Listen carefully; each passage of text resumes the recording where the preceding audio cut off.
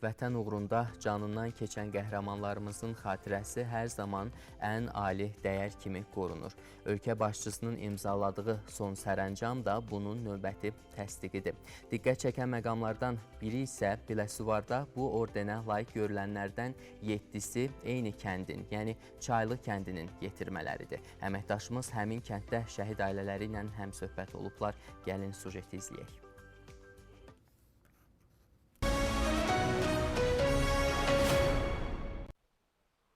Prezident İlham Əliyevin imzaladığı sərəncamla Azərbaycanın ərazi bütövlüyünün bərpası uğrunda döyüşlərdə qəhrəmancasına şəhid olmuş hərbi qulluqçular və mülki işçilər növbəti dəfə dövlət tərəfindən yüksək qiymətləndirilib.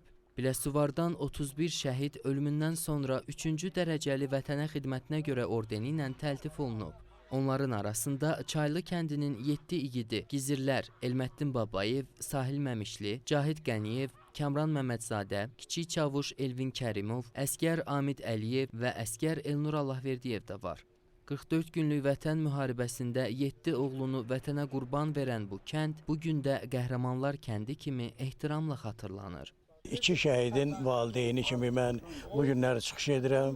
Bu günləri həm bizim üçün sevindirici haldır ki, ölkə başçısı bizim şəhidlərimizə 3-cü dərəcəli vətənə xidmətə görə ordeni ilə təltif ediblər.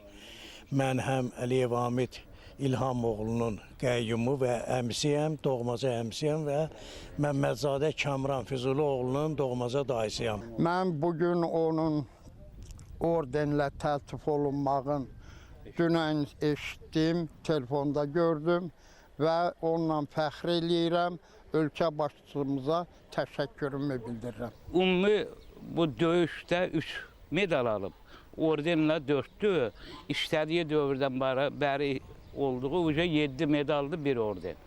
Hörmətli prezident qiymətləndirib.